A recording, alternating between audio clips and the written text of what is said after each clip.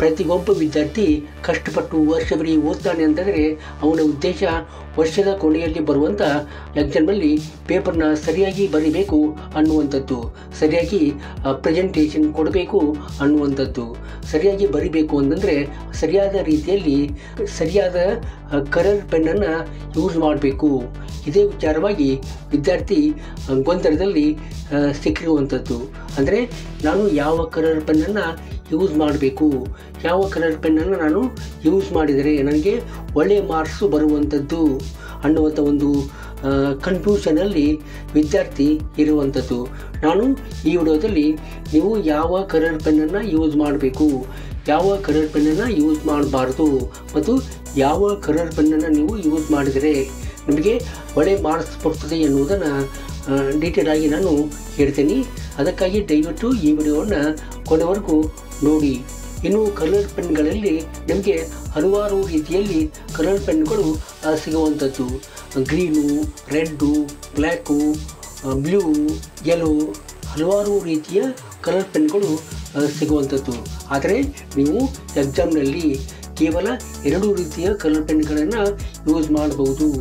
2 ರೀತಿಯ colour ಪೆನ್ಗಳನ್ನು use ಮಾಡಬಹುದು. ಅವು ಅಂದರೆ ಒಂದು ಬ್ಲ್ಯಾಕ್, ಇನ್ನೊಂದು ಬ್ಲೂ. ಒಂದು ಬ್ಲ್ಯಾಕ್ ಮತ್ತು ಒಂದು ಬ್ಲೂ ಮತ್ತು ರಾಯಲ್ ಬ್ಲೂ 2 ರೀತಿಯ ಕಲರ್ ಪೆನ್ಗಳಿಂದ ನೀವು ಆನ್ಸರ್ ಬರೆಯಬಹುದು. ನೀವು ಬ್ಲ್ಯಾಕ್ ಪೆನ್ ಆದರೂ ಯೂಸ್ ಮಾಡ್ಬೋದು ಅಥವಾ ಬ್ಲೂ ಪೆನ್ ಆದರೂ ಯೂಸ್ ಮಾಡ್ಬೋದು. ಅದು ನಿಮ್ಮ ಇಷ್ಟ. ನಿಮಗೆ ಯಾವುದರಲ್ಲಿ ಬರೆದರೆ ನಾನು ಸರಿಯಾಗಿ ಬರಿತೀನಿ, ಸರಿಯಾದ ರೀತಿಯಲ್ಲಿ ಚೆನ್ನಾಗಿ ಬರಿತೀನಿ ಅನ್ನುವಂಥ ಒಂದು ವಿಶ್ವಾಸ ಇರುತ್ತೋ ಅದೇ ಪೆನ್ನನ್ನು ನೀವು ಯೂಸ್ ಮಾಡಬಹುದು. ಆದರೆ ನನ್ನ ಅಭಿಪ್ರಾಯದಲ್ಲಿ ಅಂದರೆ ನಾನು ಯಾವುದನ್ನು ಬರಿಬೇಕು, ರೆಕಮೆಂಡ್ ಮಾಡಬೇಕು ಅಂತಂದರೆ ಹೆಡ್ಡಿಂಗ್ಸು ಮತ್ತು ಬುಲೆಟ್ ಪಾಯಿಂಟ್ಗಳನ್ನು ಬ್ಲ್ಯಾಕ್ ಪೆನ್ನಲ್ಲೇ ಬರೀಬೇಕು ಮತ್ತು ಪೂರ್ತಿ ಆನ್ಸರ್ನ ಬ್ಲೂ ಪೆನ್ನಲ್ಲೇ ಬರೆಯುವುದು ಒಳ್ಳೆಯದು. ಈ ರೀತಿ ನೀವು ಬರೆದರೆ ನಿಮ್ಮ ಪೇಪರ್ ಚೆನ್ನಾಗಿ ಕಾಣುತ್ತದೆ ಮತ್ತು ಒಳ್ಳೆಯ ರೀತಿಯ ಮಾರ್ಕ್ಸನ್ನು ತೆಗೆದುಕೊಳ್ಳುವಲ್ಲಿ ನಿಮಗೆ ಸಹಾಯ ಆಗುವಂಥದ್ದು. ಆದ್ದರಿಂದ ನೀವು ಬ್ಲ್ಯಾಕು ಮತ್ತು ಬ್ಲೂ 2 ಪೆನ್ನನ್ನು ಯೂಸ್ ಮಾಡಬಹುದು. ಇನ್ನು ವಿದ್ಯಾರ್ಥಿಗಳಿಗೆ ಇರುವಂಥ ಇನ್ನೊಂದು ಕ್ವಶನ್ ಅಂದರೆ ಬಾಲ್ ಪೆನ್ನ ಯೂಸ್ ಮಾಡಬೇಕಾ ಅಥವಾ ಜೆಲ್ ಪೆನ್ನ ಯೂಸ್ ಮಾಡಬೇಕಾ ಅನ್ನುವಂಥ ಒಂದು ಗೊಂದಲ ಅವರಿಗೆ ಇರುವಂಥದ್ದು. ಅಂದರೆ ನಾನು ಬಾಲ್ ಪೆನ್ ಯೂಸ್ ಮಾಡಿದರೆ ಉತ್ತಮನ ಅಥವಾ ನಾನು ಬರೆಯುವಂಥದ್ದು ಜೆಲ್ ಪೆನ್ನಿಲೆ ಅದನ್ನು ನಾನು ಎಕ್ಸಾಮ್ನಲ್ಲಿ ಪೇಪರ್ ಬರೆಯಲಿಕ್ಕೆ ಯೂಸ್ ಮಾಡ್ಬೋದಾ ಅನ್ನುವಂಥ ಒಂದು ಗೊಂದಲ ಇರುವಂಥದ್ದು.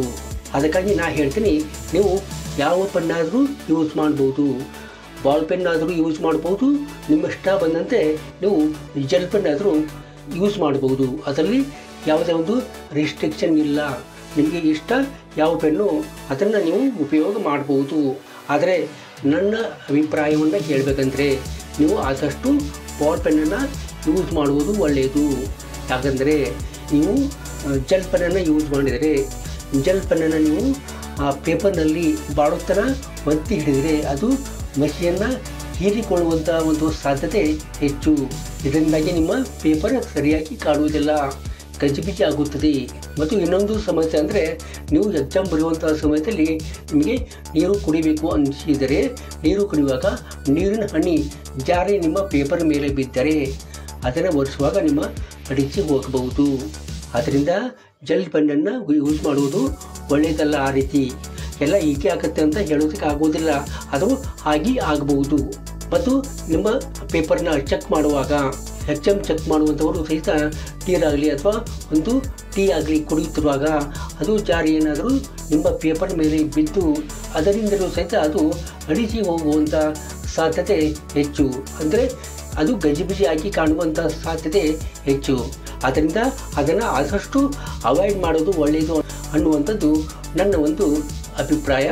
ಜೊತೆಗೆ ನೀವು ಯಾವುದನ್ನು ಉಪಯೋಗ ಮಾಡಬೇಕು ಅನ್ನಿಸ್ತೋ ಅದನ್ನು ಉಪಯೋಗ ಮಾಡ್ಬೋದು, ಯಾವುದೇ ತೊಂದರೆ ಇಲ್ಲ. ಇನ್ನು ವಿದ್ಯಾರ್ಥಿಗಳ ಒಂದು ರೂಢಿ ಅಂದರೆ ನಾನು ಎಕ್ಸಾಮ್ ಬರೆಯುವಾಗ ನಾನು ಹೊಸ ಪೆನ್ನಿಂದ ಬರಿಬೇಕು ಅನ್ನುವಂಥ ಒಂದು ಮಹದಾಸೆ ಇರುವಂಥದ್ದು. ಅಂದರೆ ಪರೀಕ್ಷೆ ಬರೆಯುವ ಹೊತ್ತಿನಲ್ಲಿ ನಂದು ಹೊಸ ಪೆನ್ ಆಗಿರಬೇಕು, ಆದರೆ ನಾನು ಸರಿಯಾಗಿ ಬರಿತೀನಿ ಅನ್ನುವಂಥ ಒಂದು ನಂಬಿಕೆ ಆದರೆ ನಾನು ಹೇಳ್ತೀನಿ, ನೀವು ಹೊಸ ಪೆನ್ನನ್ನು ಯೂಸ್ ಮಾಡಿದರೆ ಅದು ಸರಿಯಾಗಿ ಬರೀಲಿಕ್ಕೆ ನಿಮಗೆ ಸಮಸ್ಯೆ ಆಗಬಹುದು, ಕಟ್ ಮೂಡಬಹುದು, ಸರಿಯಾಗಿ ಅದು ಬರೀಲಿಕ್ಕೆ ನಿಮಗೆ ಸಾಧ್ಯ ಆಗಲಿಕ್ಕಿಲ್ಲ. ಯಾಕೆಂದರೆ ಹೊಸದಾಗಿ ಅದನ್ನು ನೀವು ಯೂಸ್ ಮಾಡುತ್ತಿರುವುದರಿಂದ ಅದು ಸರಿಯಾಗಿ ಬರೀಲಿಕ್ಕೆ ನಿಮಗೆ ಸಹಾಯ ಮಾಡುವುದಿಲ್ಲ. ನೀವು ಆದಷ್ಟು ಯೂಸ್ ಮಾಡಿದ ಪೆನ್ನನ್ನು ಒಯ್ಯೋದು ಒಳ್ಳೆಯದು. ಯೂಸ್ ಮಾಡಿದ ಪೆನ್ನಂದರೆ ನೀವು ಅದನ್ನು ಮುಂಚಿತವಾಗಿ ಬರೆದಿರ್ತೀರಿ. ಆ ಪೆನ್ನನ್ನು ನೀವು ಯೂಸ್ ಮಾಡಿದರೆ ನಿಮಗೆ ಸಲೀಸಾಗಿ ಬರೆಯುವಂಥದ್ದು, ಎಲ್ಲಿ ಕಟ್ಟಾಗಿ ನಿಮಗೆ ತೊಂದರೆಯನ್ನು ಕೊಡುವಂಥದ್ದಲ್ಲ. ಆದ್ದರಿಂದ ನೀವು ಪರೀಕ್ಷೆಗೆ ಹೋಗುವಾಗ ನೀವು ಆದಷ್ಟು ಯೂಸ್ ಮಾಡಿದ ಪೆನ್ನನ್ನೇ ಒಯ್ಯಬೇಕು. ಮತ್ತು ಯೂಸ್ ಮಾಡಿದ ಪೆನ್ ಅಂದರೆ ಮಷಿಯೆಲ್ಲ ಖಾಲಿ ಆಗಲಿಕ್ಕೆ ಬಂದಂಥ ಪೆನ್ಗಳನ್ನು ನೀವು ಒಯ್ಯಬಾರ್ದು. ಇದರಿಂದಲೂ ಸಹಿತ ನಿಮಗೆ ಸಮಸ್ಯೆ ಉಂಟಾಗಬಹುದು. ಆದ್ದರಿಂದ ಆಗಷ್ಟೇ ಪ್ರಾರಂಭವಾದ ಪೆನ್ನನ್ನು ಅಂದರೆ ನೀವು ಯೂಸ್ ಮಾಡಿರಬೇಕು ಮತ್ತು ಅದರಲ್ಲಿ ಸಿಕ್ಕಾಪಟ್ಟೆ ಮಷಿ ಇರಬೇಕು, ಸಿಕ್ಕಾಪಟ್ಟೆ ಇಂಕು ಇರಬೇಕು ಅಂತ ಪೆನ್ನುಗಳನ್ನು ನೀವು ಒಯ್ಯುವುದು ಒಳ್ಳೆಯದು. ಇದರಿಂದ ನಿಮಗೆ ಬರೀಲಿಕ್ಕೆ ಯಾವುದೇ ಒಂದು ಸಮಸ್ಯೆ ಉಂಟಾಗುವುದಿಲ್ಲ.